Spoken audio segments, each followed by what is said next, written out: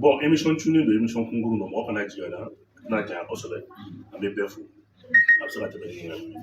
vous armée ka communiquer bi se ka mu fanya ko kalo kile tan fini opération de guerre mon guerre l'armée a changé de posture c'est ça en kunya ka fo concentration combien ka ka ta vers le grand nord dans ma pour la reconquête alhamdulillah ala wa ya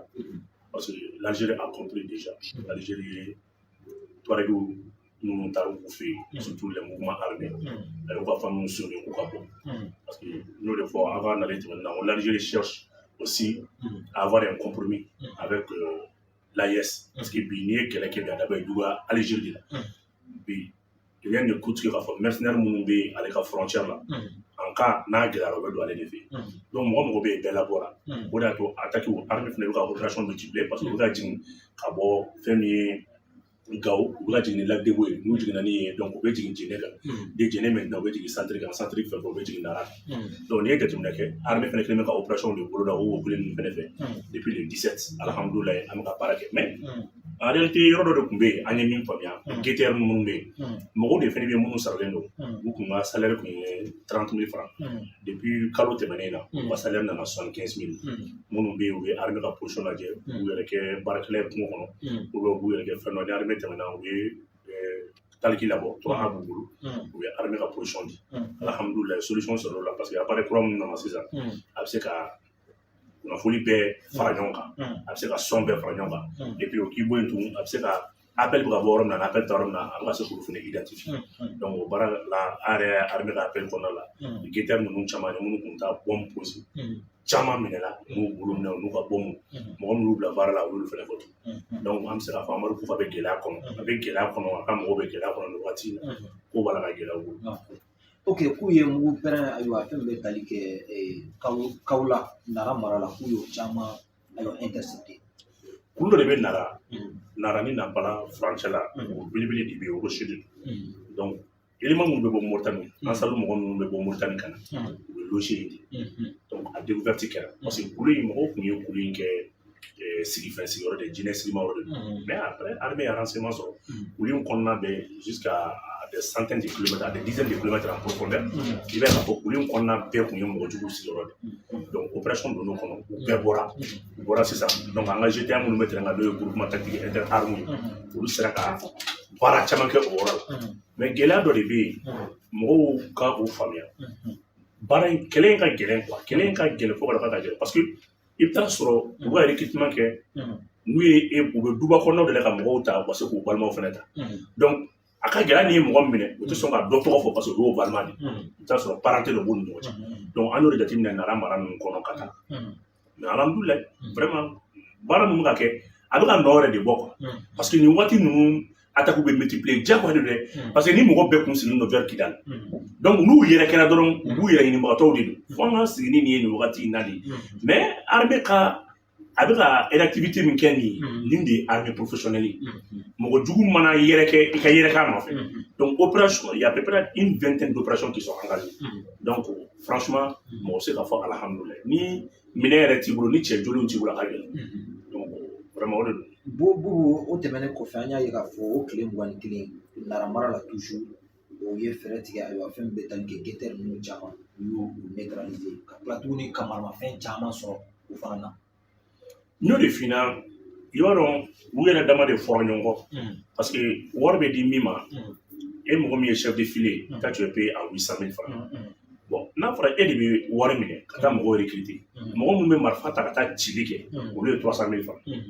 bon olu fana yɛlɛ ko tɛ jɛnɛ u dama de fɔra ɲɔgɔn kɔ parce que e bɛ 100 ni 200 minɛ cogo di ka taa 200 d'anw ma anw de bɛ tɛnɛn san anw de bɛ marifa ta donc a tɛ se ka kɛ donc o de y'a to guetteur ninnu caman ye gɛlɛya sɔrɔ mais guetteur fana nana don système dɔ la tariki bɛ min bolo o bɛ mɔgɔ wɛrɛ de wele so kɔnɔ o fana bɛ mɔgɔ wɛrɛ de wele donc mɔgɔ laban i bɛ taa sɔrɔ o yɔrɔ ka jan armée yɛrɛ ka position na mais nin bɛɛ ɲɛdɔnna ni mɔgɔ bɛɛ minɛna parce que fɔlɔ tariki tun bɛ mɔgɔ min bolo o de tun bɛ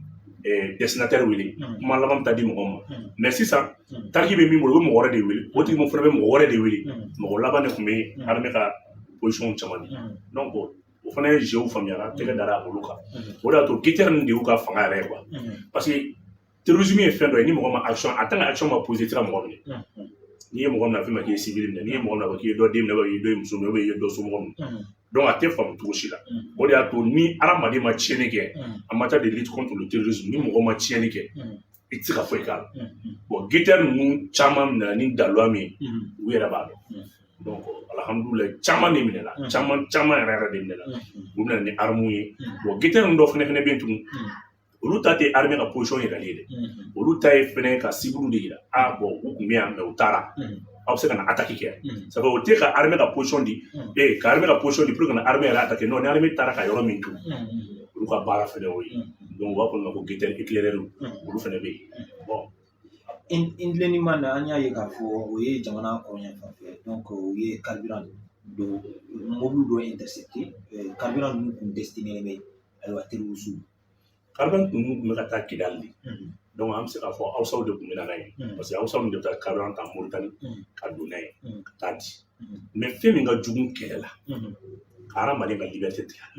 parce que u bɛ yɔrɔ min na bi an k'a kɛ kɛlɛ ka Tɛnzawatɛ ni kɛlɛ ka daminɛ su in yanni sini cɛ carburant b'olu kun a t'u permet k'a fɔ k'u bɛ boli hali n'u k'u bɛ boli u tɛ se ka taa waati donc u bɛ yɔrɔ min na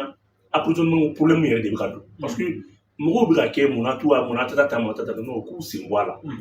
armée c'est une armée professionnelle n'i y'i jɔ mɔgɔ da la a tigi bɛ balo a bɛ fiɲɛ sama a bɛ fɛn bɛɛ kɛ e jɔlen b'a da la o yɛrɛ ye kɛlɛ dɔ de ye anw ka n'an ka ji banna an bɛ taa ji ta n'an ka marifa bali banna an bɛ taa marifa bali ta n'an ka fɛn fɛn banna an bɛ taa ta ninnu ka fɛn bɛɛ b'u bolo camion de kɔnɔ u ka fɛn bɛɛ b'u bolo camion de kɔnɔ donc i b'a ye k'a fɔ olu de bɛ tɔɔrɔ olu de bɛ ɲani i miniji b'i bolo camion kɔnɔ i ka balo b'i bolo camion kɔnɔ Tɛnzawatɛ yɔrɔ la problème bi ça fait plus d'un mois e ka fɛn bɛɛ b'i yɛrɛ bolo i bolo bɛ ban o ye diyagoya de donc vraiment u ka an bɛ attaque laban kɛra fɛn kɛra yɔrɔ min na Kidali mara min na u tun bɛ ka bɔ ni carburant ye Moritani ka u n'a d'u ma donc an y'a ye k'a fɔ an bɛ kuma min fɔ ye propagande tɛ sira bɛɛ tigɛlen de don sira bɛɛ sabu i bɛ don ni sira o sira Tɛnzawatɛ nin a bɛɛ tigɛlen don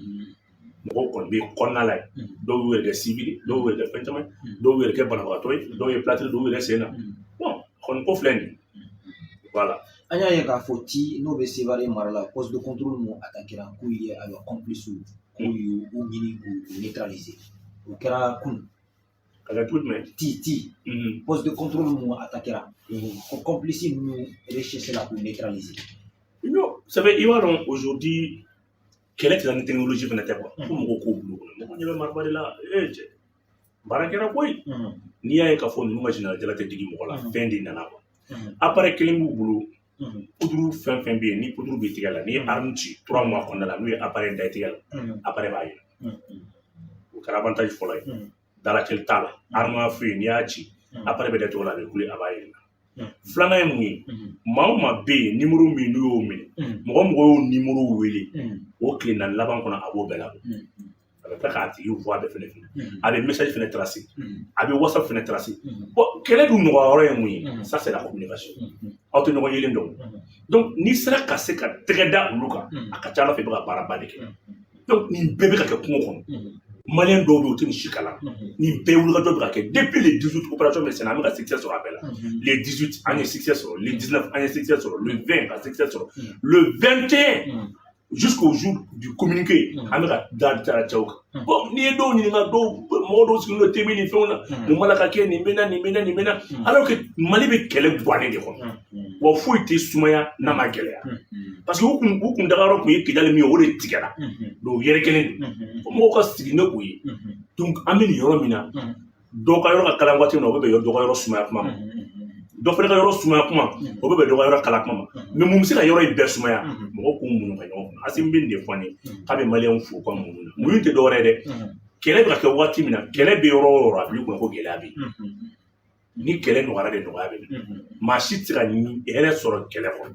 maa si tɛ se k'i sago sɔrɔ kɛlɛ kɔnɔ donc fo maliyɛn bɛɛ ka nin de bila a kun na ni kɛlɛ bɛ Gawo e min bɛ Kayi k'a b'i kunna ko kɛlɛ b'i fɛ yen ni kɛlɛ bɛ Nara e min bɛ Sikaso a b'i kunna ko kɛlɛ b'i da la parce que n'u sera Sikasokaw la Narakaw la u bɛ taa Sikaso de donc an kelen kelen bɛɛ ka nin bila an kunna a bɛ kɛ sababu ye ka an ka jamana ɲɛmɔgɔw faamu vraiment k'aw fo. yanni foli ka na bo communiqué laban u bɛ Segu mara la k'u ye fɛɛrɛ tigɛ mugu pɛrɛn mun b'o don an ka sɔrɔsiw ɲɛ k'u y'o caman bɔ wa u ma dan o fana ma u ye fɛɛrɛ tigɛ maa ninnu neutraliselen kɔfɛ zaka caman mɔgɔ minnu bɛ jaka di mɔgɔw ma olu fana k'a kɛra bewani segu mara la i bɛ mun sɔrɔ ka fɔ an ye parce que an b'a dɔn k'a fɔ o yɔrɔ ninnu na maa caman kun bɛ ka don ayiwa jaka ko ninnu na n'i ye bewani ta k'a lajɛ ka yɛlɛn ka na fo kɔrɔnkɔnɔna la malokan waatiw de don yɔrɔ min na sa u degunenba de don u dɔw ka malo sera a kan ma sera u tɛ ka se ka ɲɛ sɔrɔ a ma dɔw yɛrɛ ka malo kan na u tɛ ka se k'a wɔrɔ donc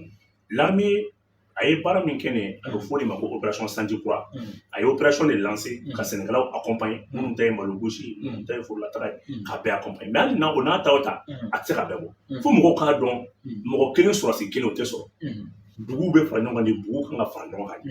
parce que kɛlɛ in juguman ye mun ye i n'a fɔ Algérie y'a kɛ cogo min i n'a fɔ Algérie b'a kɛ cogo min 90 ma kuma irisiw nana o système kelen de fana proposer fo regroupement mɔgɔw ka fara ɲɔgɔn kan a bɛ kɛ kulu duguba mais n'an ko an bɛ fara nin ye ne ka yɔrɔ ye n tɛ fara tɔw kan ne de bɛ se n yɛrɛ kɔrɔ insécurité bɛ sɔn a bɛ baara bɛ gɛlɛya kosɛbɛ donc o baara minnu ka kɛ sisan o de y'a kɛ maa caman ɲinina k'a minɛ Bewani mara kɔnɔ ka taa donc u ye jaga minnu minɛ mɔgɔw la effectivement misi ni baganw fana na olu fana minɛ donc mɔgɔw bɛ wele ka na n'i b'i ka misi yelen dɔn n'i b'i ka fɛn min yelen dɔn a bɛ lase i ma franchement an bɛ se k'a fɔ nin kalo bɛɛ kɛra succès de ye quoi a kalo bɛɛ kɛra succès de ye franchement wulikajɔw kɛra bi il y a beaucoup de chefs terroristes qui ont été neutralisés ça veut ɲɛmɔgɔ min fagara ka daminɛ Aliza la ka na Ikasa la ka b'o la ka na alias fɛn dɔ Jalo la ka mun ka na a bɛɛ tɔgɔ tɛ n kunna mais des dizaines de chefs terroristes a bɛɛ neutralisé la n'u mɛ communiqué in na an y'a ye k'a fɔ opération fanba fila kɛra Nara mara la u bɛ mun yira k'a fɔ est-ce que terroristes tɛ bɔ halisa Mauritanie de ka na Mali niveau la mais dugu wɛrɛ tɛ Mali la ni Mauritanie ni Algérie tɛ wa an bɛ nin fɔ maliyɛnw caman i ye mɔgɔw t'a faamuya tu sais que Ala kana mɔgɔ dafɛ dugu k'i jugu ye Ala kana i sigiɲɔgɔn don i juguya mɔgɔw bɛ ka Mali problème ɲini yɔrɔ o yɔrɔ si tɛ Mali problème ye nin dugu fila ye parce que hakilina min bɛ ninnu na don wɛrɛ an bɛ sigi a kan n'i ye k'a f'i ɲɛna i ma ye u bɛ u gɛnnen ka bɔ Kidali u gɛnnen ka bɔ Algérie donc i bɛ attaque bɛ kɛ vers les alentours de Kidali ale ni Nara parce que dugu fila in dɛ Mauritanie ni Algérie an ka gɛlɛya bɛɛ bɛ yen de voilà ok an b'i fo n b'aw yɛrɛ fo